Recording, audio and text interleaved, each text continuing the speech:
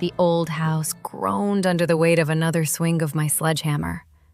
Dust motes danced in the single bare bulb hanging precariously from the basement ceiling. Renovation was proving to be a lot less HGTV and a lot more grit and grime. Still, Mark and I were determined. This was our first house, our fresh start. We'd poured every last cent into it, ignoring the raised eyebrows of our friends who couldn't fathom why we'd chosen such a fixer-upper in this sleepy, seemingly unremarkable suburb of Havenwood. Anything interesting down there, Erica?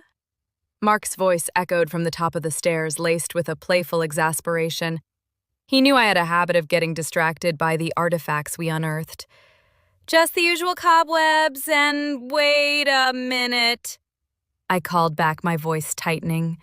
Half buried beneath a pile of decaying newspapers, a small leather-bound journal lay nestled in the dirt. Its cover was worn smooth, the color faded to a muted brown. I brushed off the grime and carefully opened it. The pages were filled with neat, cursive handwriting, the ink a shade of blue that seemed impossibly vibrant for its age. The first entry was dated June 12, 1995. June 12, 1995. Another day, another dead end. Little Lily Maxwell is still missing. The whole town is buzzing with worry, but the police have no solid leads. Her parents are beside themselves. I feel so helpless. Just writing down these futile observations, but I have to do something. I have to remember everything, in case it becomes important later. My breath hitched. Lily Maxwell. The name stirred something deep inside me, a faint echo in the corridors of my memory. I knew I'd heard it before, but couldn't quite place it. Mark came clattering down the stairs, his expression curious. "What is it?" he asked, peering over my shoulder. He scanned the journal entry, his brow furrowing. "Lily Maxwell? Isn't that the cold case? The little girl who disappeared in the 90s? I think I remember my mom talking about it." We spent the rest of the evening poring over the journal, our initial excitement quickly morphing into a chilling unease. The writer, who identified himself only as J.H., chronicled the details of the investigation, the mounting fear in Havenwood, the increasingly desperate searches. He described the Maxwells, their unwavering hope slowly eroding into despair. He noted every rumor, every possible suspect, every dead end. "This journal," I said, my voice barely a whisper, "it seems to be about her case, written by someone who was investigating?" "J.H. was thorough," Mark commented, flipping through the fragile pages. "He even included maps of the search areas, witness statements. This is intense."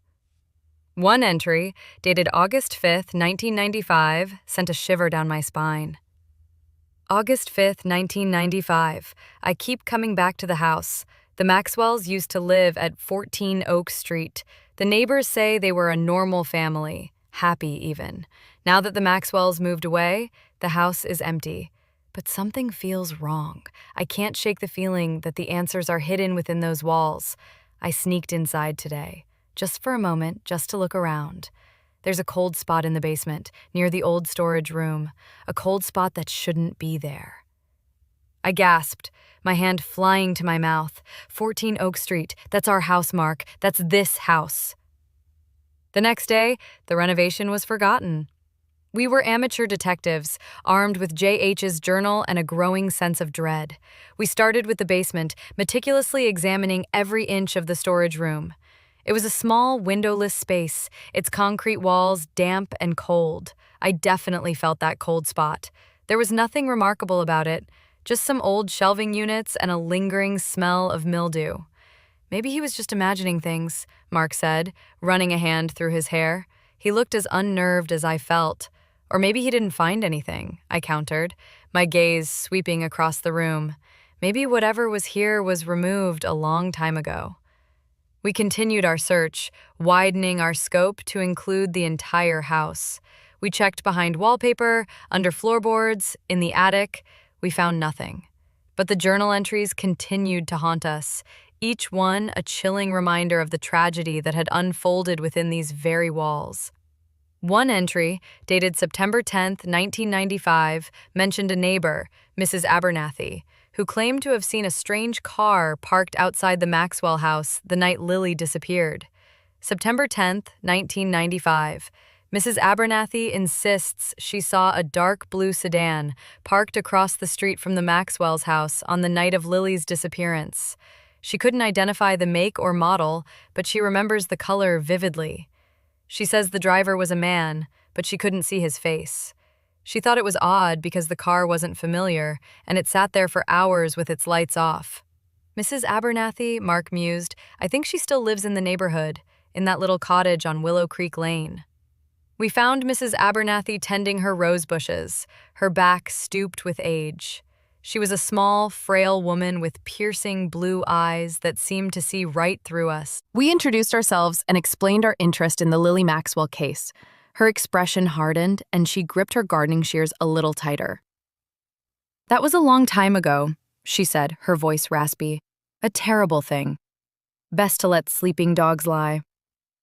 We understand, Mrs. Abernathy, but we found a journal. It mentions your statement about the car, I said gently. We were hoping you could remember anything else, anything that might help. She hesitated, her gaze drifting towards our house in the distance. I told the police everything I knew. It wasn't much. Just a car, dark blue, sitting there, watching. Did you see anyone get out of the car? Mark pressed. Did you see anything else unusual that night? She shook her head slowly. No, just the car.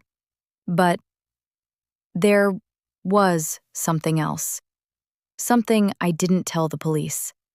She leaned closer, her voice dropping to a whisper. I saw a light in the basement window, late at night, after everyone else was asleep. My heart pounded in my chest. A light in the basement window. That meant someone was down there, on the night Lily disappeared. Back at the house, Mark and I exchanged a look. The basement again. It always came back to the basement. We returned to the basement, armed with flashlights and a renewed sense of purpose. We focused on the storage room, meticulously examining the walls and floor. I ran my hands along the cold concrete, searching for any sign of an opening, a hidden passage, anything that might explain the cold spot and the light in the window.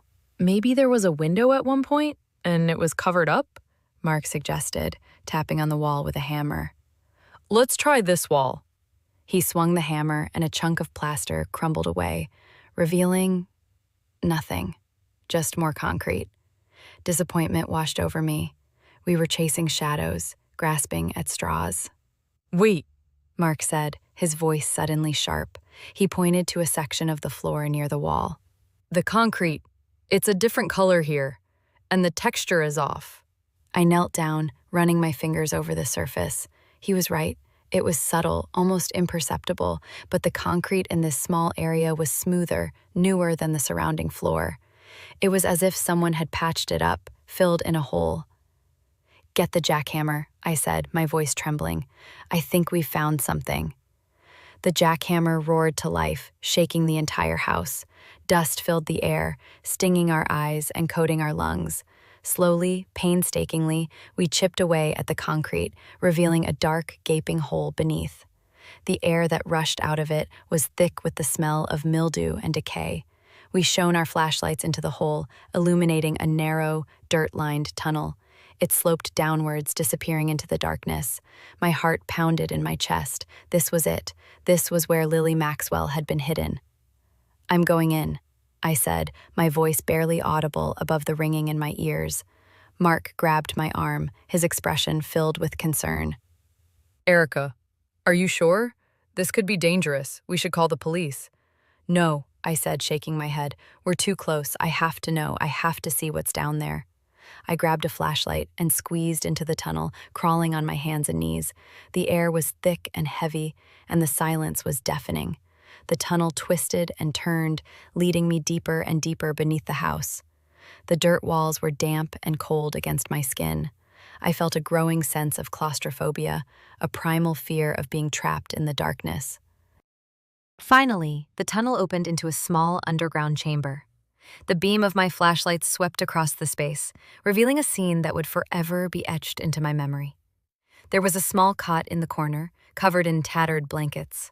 A child's doll lay discarded on the floor, and on the far wall, scratched into the dirt, was a single word: Lily. Tears streamed down my face as I knelt down, picking up the doll. It was a simple rag doll, its face faded and worn, but its eyes still seemed to hold a spark of life. I clutched it to my chest, a wave of grief washing over me.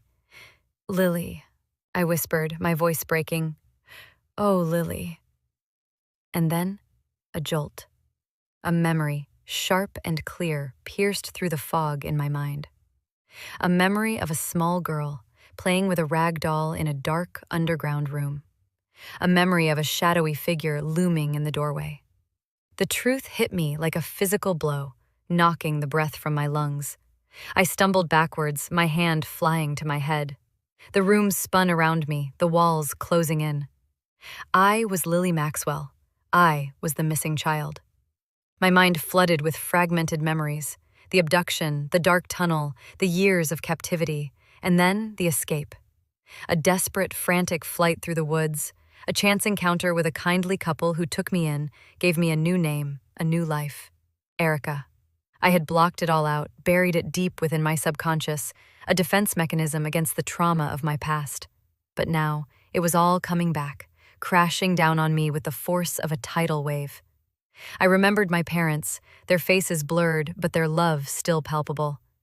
I remembered the day I was taken, the fear, the confusion, the overwhelming sense of loss. And then I remembered him. The man who had taken me, the man who had kept me prisoner in this underground chamber. His face was still shrouded in shadow, but I knew his name, Joseph Harding, JH, the author of the journal. He wasn't trying to find me. He was documenting his crime, reliving his triumph, taunting the world with his secret. He had hidden the journal in the basement, confident that no one would ever find it, that no one would ever connect him to my disappearance. But he was wrong. I had found it, and now I knew the truth. I crawled back through the tunnel, my body trembling with a mixture of fear and rage. I emerged into the basement, gasping for air. Mark was waiting for me, his face etched with worry. Erica, what is it? What did you find? I looked at him, my eyes filled with tears. I'm Lily, Mark. I'm Lily Maxwell. He stared at me, his face blank with disbelief. What? That's impossible. I told him everything, the memories flooding back, the truth unfolding before his eyes. He listened in stunned silence, his expression slowly morphing from disbelief to horror. But the journal, he stammered. JH, who is he? Joseph Harding, I said, my voice cold. My abductor. We went to the police, presenting them with the journal and my newfound memories. They were skeptical at first, but the evidence was undeniable. They reopened the Lily Maxwell case, and Joseph Harding, now an elderly man living in a neighboring town, was brought in for questioning. He denied everything, of course. He claimed the journal was a fabrication, that he had never met Lily Maxwell. But the police had found something else in his house. A photograph of a dark blue sedan, the same car Mrs. Abernathy had seen parked outside the Maxwell house on the night of my abduction. Cornered, he finally confessed. He admitted to abducting me, to keeping me prisoner in the underground chamber, to writing the journal as a way to relive his crime. He claimed he had planned to release me eventually, but that I had escaped before he was ready. He was convicted and sentenced to life in prison. Justice, after so many years, had finally been served. But the scars remained. The trauma of my past would forever be a part of me. I would never be able to fully erase the memory of those dark, lonely years. Mark was my rock, my constant source of support. He helped me navigate the emotional turmoil, the nightmares, the flashbacks. He never judged me, never pitied me, never treated me like a victim. He loved me, Lily, and Erica both. We decided to stay in the house. It was a part of my history, a reminder of what I had overcome. We renovated it, transforming it into a bright, welcoming space, a symbol of our new beginning. We filled it with love and laughter, determined to create a happy home, a place where the echoes of the past could finally be silenced. Sometimes, late at night, I would find myself drawn to the basement. I would stand there, in the storage room, listening to the silence. And I would remember. I would remember Lily Maxwell, the little girl who had been lost, and Erica, the woman who had found her way back home.